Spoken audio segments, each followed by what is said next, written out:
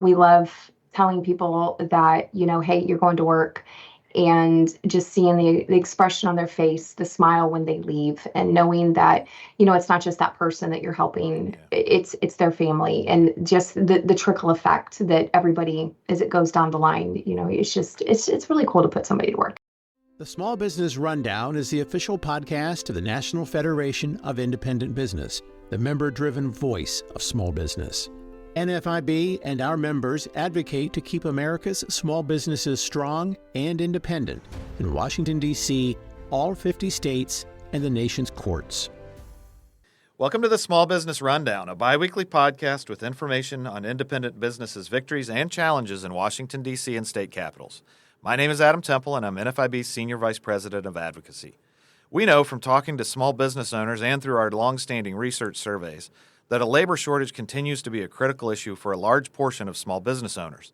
Historically high levels of NFIB members report having at least one job opening at their firm. The labor shortage has eased up a bit in recent months, but it remains a challenge for many small business owners. Two of those small business owners in the staffing industry are joining us today: Jesus Arriola from Montville, New Jersey, and Brandi Pine from Canton, Ohio. Jesus and Brandi, thanks for joining us. Thank you. Glad to be here. Thank you. Jesus, can you start by telling us what inspired or brought you to this role leading a staffing firm? Absolutely. I spent 40 years in the fashion industry. I was a senior executive for Macy's, started my career in California, and we had a phenomenal run both in retail, and then I jumped the fence and went over to wholesale. And that was extremely lucrative and gratifying. But sadly, with the advent of Amazon and changes in the retail industry and the internet in general, when I used to have 100 appointments for a market week, that came down to about 10 appointments for a market week. All the major retailers went out of business, including Kmart, Sears, Steinmart, and so on and so forth. So I found myself too old to get a job and too young to retire. Mm-hmm. So I bought one staffing agency. That went exceptionally well. This is back in 2021, right after COVID. Okay. And then I bought my second staffing agency recently. One is in New Jersey and one is in New York State. In the border. So that's how I ended up here. It really was about finding something that fit my skills, that didn't require inventory or a massive investment. I didn't want to have a Taco Bell or a Dunkin' Donuts, so this really fit my needs in terms of what I wanted to do. And we help people get jobs, and that's extremely gratifying, especially at this juncture in my life. Right. How about you, Brandi? How'd you get into this line of work? I'm service-led. My grandma instilled in me right around 10 years old that a life not serving others is just, it's not full of purpose. And so I just kind of stumbled on recruiting and was medical recruiter for about 10 years and was a little bit upset with all the changes with what could be covered and reimbursements. And I just was like, I have to get out of medical. And I really and truly stumbled across Express. Like Jesus said, we put people to work, and it's extremely gratifying. And knowing that somebody's not going to have to worry where their next paycheck's coming from or how they're going to feed their kids, because we do full-time, meaningful employment. We love telling people that, hey, you're going to work, and just seeing the expression on their face, the smile when they leave, and knowing that, it's not just that person that you're helping, it's their family, and just the trickle effect that everybody, as it goes down the line, it's really cool to put somebody to work. It just really is. Yeah, I can imagine. What are some of the challenges that you face in this line? I think it's the same as everybody else.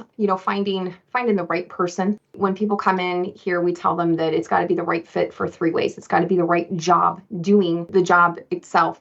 It's got to be the right pay, and it's got to be the right distance for them. I mean, unless it's going to pay $200-300 an hour, people aren't going to drive. Gas is too high, and they want something close to home, doing something that they love. And so it's got to, finding that fit for everybody is sometimes a little bit challenging. But then at the flip side, because we are in staff, we try to tell our clients that too. You're looking for A, B, and C. Well, this candidate has A and B. Let's try them out anyway. Sure. So, just making that connection. And even in my own office, I make mistakes here too, hiring the right person. So you're seeing the same things that some of your clients might be dealing with. Absolutely. Jesus, you're in New Jersey, very different, I would imagine, from Brandi in Ohio. Are you seeing the same challenges, or is there anything that's different for you? We have all the challenges that we face across the country, but the greatest recent challenge is that our illustrious government passed legislation to quote unquote protect temporary workers. And what they in essence did is they limited our ability to put people to work. They limited the amount of time that we can have them working. They limited the amount of money that we can make. So we're facing massive regulation, government intrusion, government overreach. So the net result is that most staffing agencies in New Jersey are struggling. Many of them have gone out of business or are going out of business. All of them are lowering the rates to become more competitive. And like everything or most everything that our government does is in the words of Ronald Reagan, the worst words in the English language is I'm from the government and I'm here to help.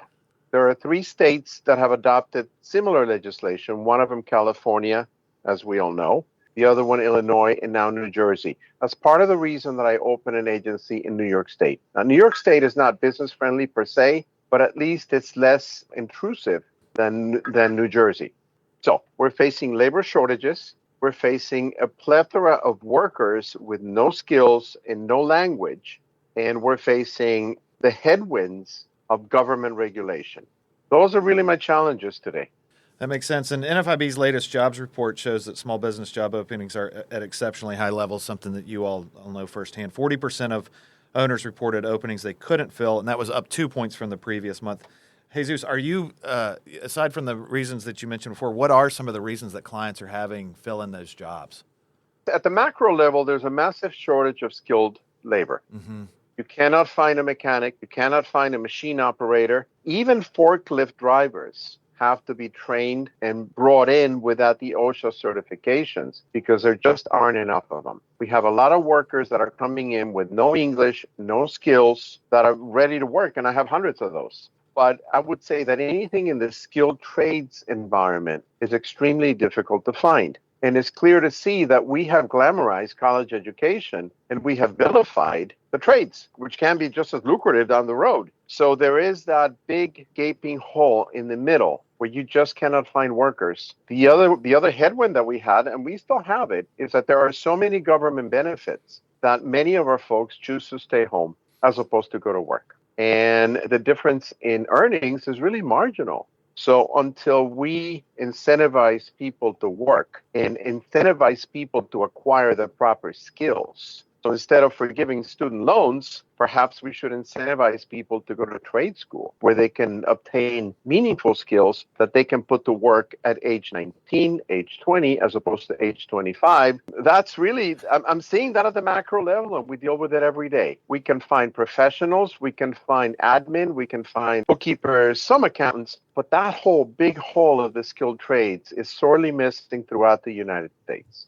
Brandi, Jesus talked a little bit about the employee side, the worker side. From the employer side, aside from hiring a service like yours, are there any tips or tricks that employers should keep in mind when they're trying to recruit and retain employees? I think that they need to get out of the hiring practices that we had, not just pre-COVID, but really the early 2000s. You know, you'd post a job, you'd review a resume, you'd do multi-step interviews, and then you'd make a decision and you're looking at 2 to 3 weeks to hire for a position. That's just not necessary. You need to get out of that mindset. You need to look at the resume or not even look at the resume, talk to the person, have a meaningful conversation, get an idea of their skill set. And then if they don't have every single skill you're looking at, look at what's transferable. I mean, you've got, like Jesus had said, you know, we've got a shortage of skilled laborers. Well, you may need somebody that worked on A machine, but this person worked on B machine. Well, it's a transferable skill. Let's teach them on the A machine and let's get that job filled. So I think that we need to get out of that mindset that we have to have this or we have to have a degree to work this job. Why? Right. There's no difference in it. So I mean, if the person has the skills and they can go to work, by all means, they need to go to work, whether they have a degree, whether they have a high school diploma or not. I think that the employers themselves are placing a lot of the hurdles and, they're just creating their own pain points. So let's stop doing it because, again, the job market we're in is a lot of it does have to do with the pandemic. But there were even, getting into those right beforehand. I mean, it doesn't take 7-step interview to find a skilled laborer. You can do what you do and you can have a meaningful conversation, get their skill set, do a test, have them in a couple days. It doesn't take a couple weeks. So I think we just need to overcome all of the old things we were doing and embrace a new way of hiring people. And I would imagine that training fits into that at some point. What are some effective ways you've seen training fit into the hiring process? Well, again, looking at those transferable skills in our area here in Stark County, Ohio, we're a very heavy manufacturer, and there are a lot of machines that these companies utilize that aren't even made anymore. So finding somebody that knows how to work these specific machines, they don't exist. So you're going to have to train them. You're going to have to use somebody that worked on a machine that's newer and teach them that. But you're also going to need to learn how to utilize the new technology. There's also a lot of programs out there that are free through the manufacturers associations throughout Ohio and the surrounding states that will upskill your current employees. And I don't mean sending them to the local trade schools or the colleges or anything like that, but they can do these trainings on their own, learn these skills, and it's completely free to employers to use, and they're just not utilizing them. They don't want to take them off the floor. They don't have time to do that. Well, they can do them at home. They can, for us, we offer this to our employees and our clients we serve. We open up our office so that they can come here and do that. It's at no cost to the employer. So I think that there's a lot of opportunities out there that we're just not looking at. There's also the opportunity for somebody that is skilled in their job. Say that, they've been an engineer for 20 years. There's opportunities at the local colleges that you can go and teach. There's legislation now that is going to lessen the requirements on to be a teacher now. So you don't have to have, all the master's degrees and different things.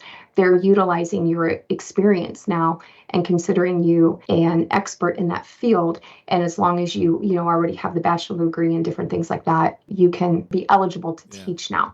So I think that that's something that we can utilize as well. And we just got to do it and stop thinking, oh, it's too time consuming, or, it's going to be too much trouble. No, let's just do it.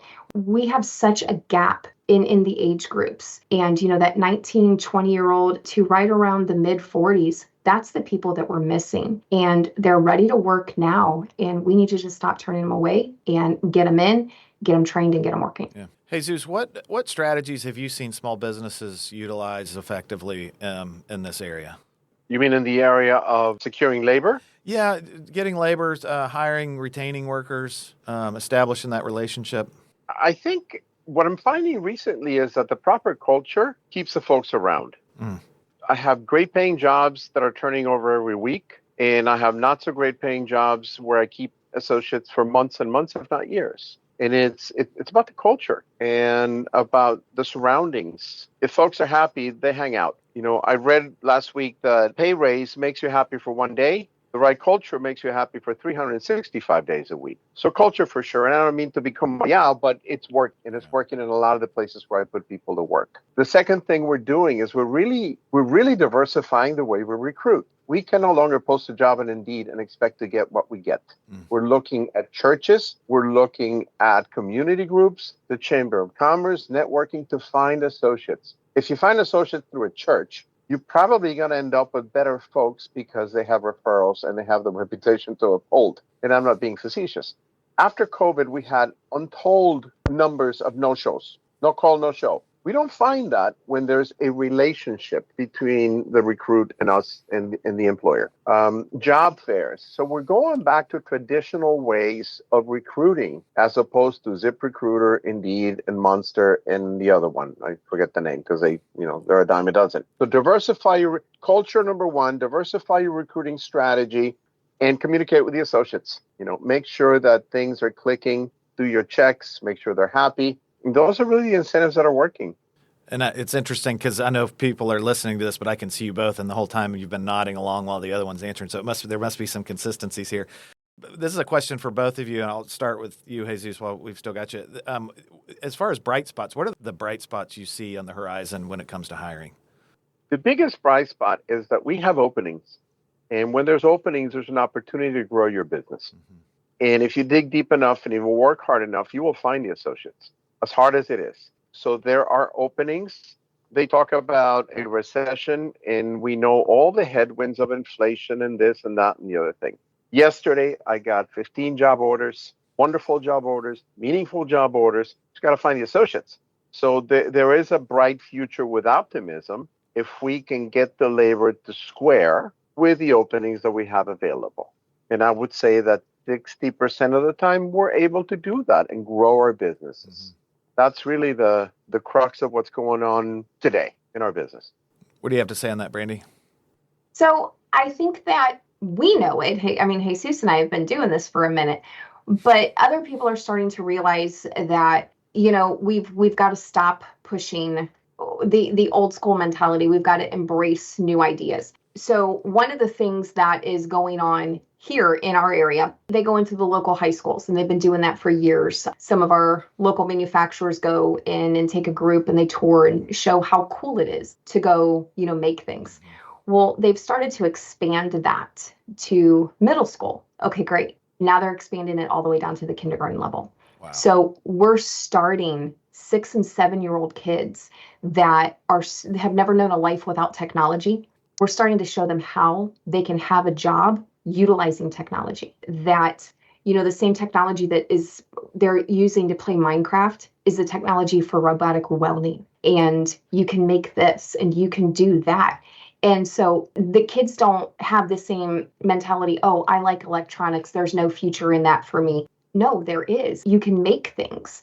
The other thing that they're doing is showing them that, while you may not want to make something, but you like what that company does, there's other jobs within that company. So it's not just showing them that they can utilize their hands to make the widgets. You like numbers? Okay, great. We're going to do an internship. We're going to show you how you can use your love for numbers and you can run the accounting department. Or you like policies. Okay, there's positions here in HR. So they're showing them that there is a career path, and it's not just, you have to work part-time while you go to college, or you have to go to college. You can join this program, and then after high school, you can have a job here with me.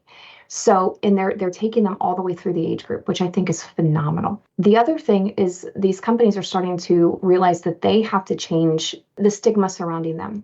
I know when I was growing up, I used to think manufacturers were dark and dirty and dangerous and what I used to call a dirty boy job. And it's still, when I walk in to do a safety tour, one of the first things I look at is the floor and is it clean? And then I look around to see how many women are there. And then I'm always pleasantly surprised because, that's the what I grew up thinking, and it's not what's there. I look around like I'm a kid in a candy store because it's like, ooh, that's so cool. And then I go home and I tell my 7-year-old nephew, hey, did you know that they do this? And he's like, no. And just the look of excitement on a young kid's face. So even me, I've got to change my mentality of the way things look. And I think that that's just it overall. We have to start looking at things differently. We're not the same country we were, and we have to start developing new technologies. And with that, we have to develop new ways to put people to work. Yeah. I was in a manufacturing plant a few weeks ago in Minnesota and had the same reaction. I would have eaten my lunch off the floor in that place. It was so clean. So it's and it was bright, and folks were proud to work there. I know we're coming up on time, so we'll let you get back to what you were doing. But before we do, any parting thought, anything I didn't include that you'd like to make sure that that we include in this podcast?